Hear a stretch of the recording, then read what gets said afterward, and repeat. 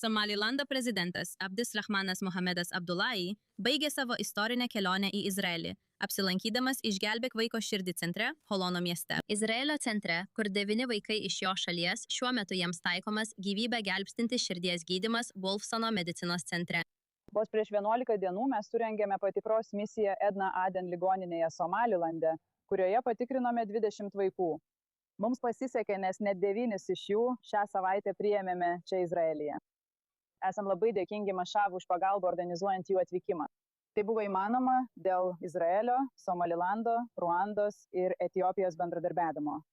Dar 2004 metais Somalilando ir Izraelio šalis pradėjo humanitarinį bendradarbiavimą, kai Somalilando atstovas Etiopijoje paprašė Izraelio ambasados pagalbos savo sūnui, kuris sirgo širdies liga.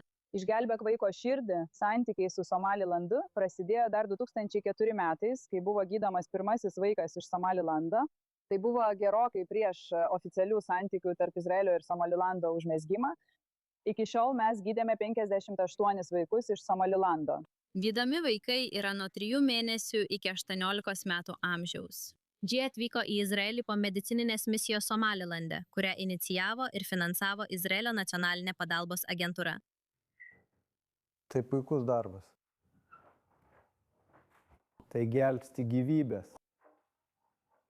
Ir ypač gelbsti vaikų gyvybės. Visame pasaulyje.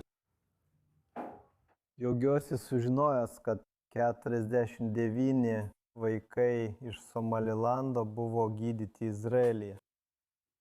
Ir jų gyvybės buvo išgelbėtos.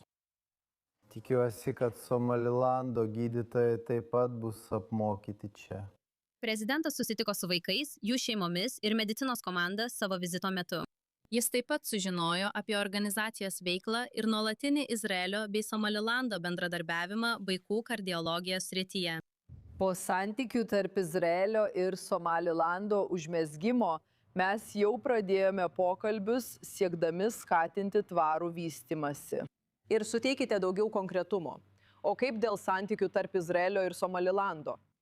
Šiuo klausimu mes parėmėme vaikų ir jų motinų delegaciją atvykstančią į Izraelį širdies operacijoms per nevyriausybinę organizaciją Išgelbėk vaiko širdį, kurią Užsienio reikalų ministerija remia jau daugelį metų. Ir šiuo klausimu mes stengiamės skatinti įvairias iniciatyvas, teikiant medicininę pagalbą. Taip pat dirbame ir kitomis temomis, tokiomis kaip vanduo, žemės ūkis ir panašiai. Organizacija Išgelbėk vaiko širdį ir projektas skirtas atvežti medicininės pagalbos reikalingus vaikus iš Somalilando nuo bendradarbiavimo pradžios jau suteikė gyvybę gelbstinti gydymą 49 vaikams iš Somalilando.